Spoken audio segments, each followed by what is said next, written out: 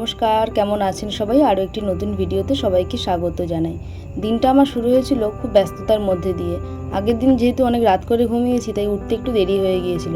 আর উঠেই তাড়াতাড়ি করে রেডি হয়ে আবার চলে গিয়েছিলাম একটু বাজারে। বিথিকা দিয়ে আসবে চশমা করতে, তাই একটু বলেছিল যে তুমি আসো, তাহলে একসঙ্গে সুবিধা হবে। তাই গিয়েছিলাম। গিয়ে দেখি না যে দিদি আর দাদা তো অনেক আগেই চলে এসেছে এবং একটা চশমা পছন্দও করে ফেলেছে। তারপরে গিয়ে আমরা একটু দেখে টেকে আবার কথা বলে আবার চলেও এলাম। আর আমি এখন টোটোতে উঠেও গেছি তাড়াতাড়ি বাড়ি আসবো বলে। আর ওই একদল ছেলেরা না শ্রাবণ মাসে বাঁক নিয়ে যাচ্ছিল, তাই আমি আবার মন দিয়ে দেখছিলাম।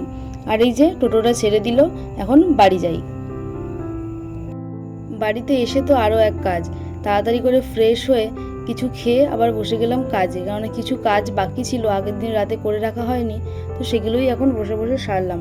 তারপরে দেখি না মা পাশের ঘরে শব্দ হচ্ছে খুব ফুটখাট করে। বেরিয়ে দেখি ঘরের যত জিনিসপত্র আসে সব বের করছে এবং পরিষ্কার করা চলছে। আমি মাকে বললাম হঠাৎ, মা বলছে ভাদ্র মাস আসছে সামনে, দিদা আবার চলেও যাবে, তাই এই সময় সবাই মিলে আছি, একসাথে করে নিই। আর বৃষ্টি হচ্ছিল দেখুন, দাদাকে আবার দোকান থেকে ডেকে এনে সবাই মিলে একসঙ্গে ধরে ওটাকে দোকান ঘরে নিয়ে যাচ্ছে। আপাতত বৃষ্টি আসছে তো ওই জন্য। আর দেখুন ঘরের কি অবস্থা হয়ে গেছে, সব একদম ফাঁকা করে দিয়েছে। খাটে যা জিনিসপত্র ছিল সব বার করে দিয়েছে, আলমারি থেকে সমস্তটা বাইরে বার করে দিয়েছে। ওই দেখুন আমার মায়ের শাড়ির লাট পড়ে গেছে পুরো খাটে, নিচে এই সমস্ত বিছানার জিনিসপত্রগুলো।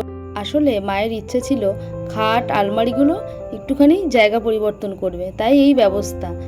আর আমি জানি যেদিন মা এই ঘর পরিষ্কারের কাজে লাগে সেদিন সারাটা দিন মায়ের লেগে যায়। ইভেন ঠিকঠাক করে খাওয়া দাওয়াও করে না, ওই সারাদিন টুকটুক করে কাজ করতেই চলেছে। সেই ফাঁকে দাদা একটু বাড়িতে গেছিলো আলমারি এবং খাটগুলোকে ধরে দেবে, খুব ভারী তো মা পারে না। তাই জন্য আমি একটু দোকানে এসে বসলাম। আর ওই দেখুন আমার কাকুর বড় ছেলেটা বসে বসে গেম খেলছে। আর আকাশটা না, ওই যে বলছিলাম না বৃষ্টি আসছে আবার রোদ উঠছে, দেখুন কেমন গুমোট হয়ে আছে। আর কি বিশ্রী গরমও লাগছে, একদম ভালো লাগছে না। আর গাছের পাতাও নড়ছে না। আর এই যে আমার দাদার দোকানটাকে একটুখানি দেখালাম, ও আসলে চোখে দেখতে পায় না তো, তাই যে সমস্ত জিনিসগুলো প্যাকেট করা এবং মাপতে হবে না, ও শুধুমাত্র সেইগুলোই রাখে। একদম ছোট দোকান, খুব বেশি বড় দোকানও নয়। সারাদিন বসে থাকবে কেন, তাই জন্য দোকানেই একটা ছোট করে দোকান করে দেওয়া হয়েছে রাস্তার ওপরে। আর এই যে তারপরে বাড়ি যাওয়ার সময় আবার দেখছিলাম যে এই দুই বন্ধু এখানে গল্প করছে, আমার ছোট ভাইটা আর তার বন্ধু। ওরা ক্যামেরা অন করলেই মুখটাকে চাপা দিয়ে দেয়। আর আরেকজন দেখুন ওর সঙ্গে সঙ্গে গেঞ্জিটাকে মুখ ঢাকা দিয়ে দিল। আর এই যে আমার ভাইটা, ও ভীষণ লাজুক, আবার বলছে এইসব তুই ছেড়ে দিস, আমার একদম ভালো লাগে না। আর এই দেখুন আমাদের স্বাধীনতা দিবস পালন করা হবে বলে এইটা তৈরি করা হচ্ছে, কি সুন্দর লাগছে না।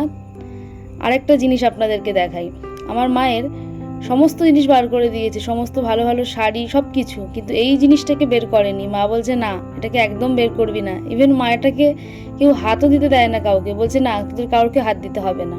তারপর এই যে বিকেলবেলা দেখলাম সমস্তটা হয়ে গেল, দেখুন সমস্তটা গুছিয়েও নিয়েছে খুব তাড়াতাড়ি। দিদা ছিল না, একটু সুবিধা হয় হাতে হাতে করলে। আর আমার তো এত জোরে খিদে পেয়েছিল যে সবার আসার আগেই আমি তাড়াতাড়ি করে দুটো বেড়ে খেয়ে নিয়েছিলাম, কারণ অনেকক্ষণ কিছু পরেও নি পেটে, আর অনেক বেলাও হয়ে গিয়েছিল সেই জন্য। তারপর আবার এলাম আমার ঘরটাতে। পাশের ঘরটা পরিষ্কার হচ্ছে দেখে আমারও একটু মনে হলো যে নিজের এই বুক শেলফটা একটু পরিষ্কার করি। তো এই বুক শেলফটাই কিছুক্ষণ পরিষ্কার করলাম, বইয়ের থেকে কত ধুলো বেরোলো, কিছু কিছু জিনিস ছিল নোটসপত্র ভিতরে ঢোকানো, সেইগুলোও বের করলাম। এই করেই মোটামুটি বিকেলটা কেটে গিয়েছিল। তারপর তো আবার স্নান করে গেছিলাম একটুখানি দোকানে। তারপর আবার ভাই একটা চিপস কিনে নিয়ে এসেছিলো কোত্থেকে, আর আমাকে ওই গালে দিচ্ছিল আর ওই খাচ্ছিলাম। আর বলছিল আমাকে রাখি পূর্ণিমায় কি দিবি মাম্পি দি, আর আমিও বলছিলাম আমার কি লাগবে।